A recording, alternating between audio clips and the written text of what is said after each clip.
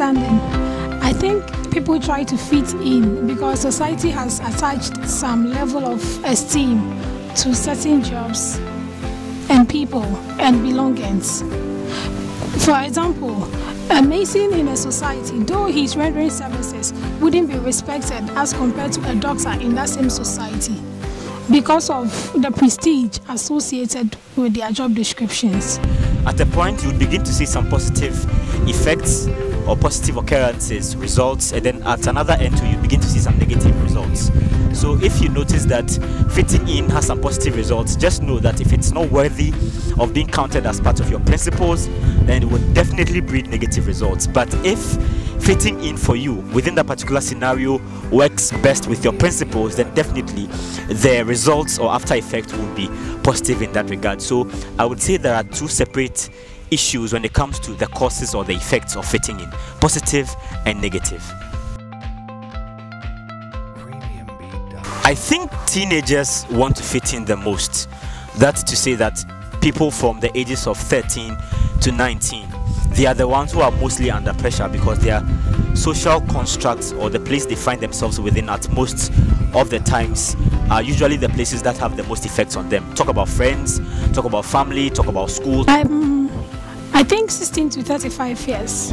Initially, it's supposed to be 18 to 35 years because of juveniles, but even kids now, people less than 18 years, are venturing in those illegal vices, social crimes, internet fraud, just to make a living, minding it not being legal. I honestly don't want to take sides, but I think it's a balanced thing. It's a balanced issue because it depends on the person and which place or group you find yourself in at what time. I mean, people have friends from diverse genders. You have males or men who are friends with females or are friends with females, and you have ladies who are friends with men. And so it depends on what group you find yourself in, what you find yourself doing with that kind of group. Oh, okay, not to be gender biased, both gender group, but mostly females. You can avoid the negative connotation of fitting in when you have, first of all, outlined principles for yourself. Like I mentioned throughout this, or the answers I've been given, having principles that speak to who you are and what you want to achieve in the latter part of your life, or more so who you want to be in the latter part of your life, should inform whether or not you'd want to fit in at a particular point in time. So principles, I think, do it for me. If your principles say that you have to be good to yourself in a particular way, then definitely fitting in a particular way which makes you comfortable should be something that you should go with. I think the first effect will be internet fraud. The issue of scamming up and down, people killing because they want to make money, blood money. I think the rate at which people want to go, the length they want to do, people want to do everything possible to make money.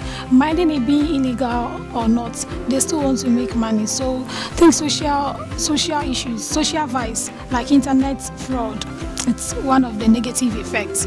And lack of respect for a person's job. Some people doing, I think, prestigious jobs belittles people who are doing something less, even though they are rendering services, but some are accorded with due respect as compared to others, which shouldn't be so.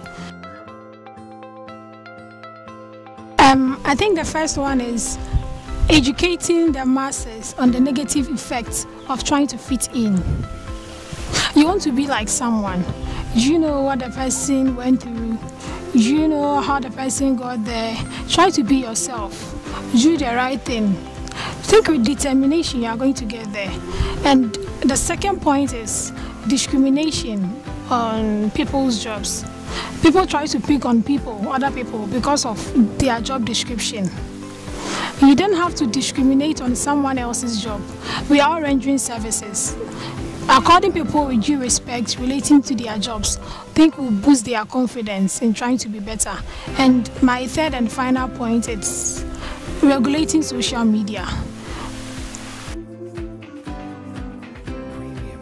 Three things. First is to seek counseling, because you have to hear what the experts have to say on this particular issue of the negative effects of fitting in and how they can help you draw out of that particular situation. But secondly is to find yourself with people who are good friends.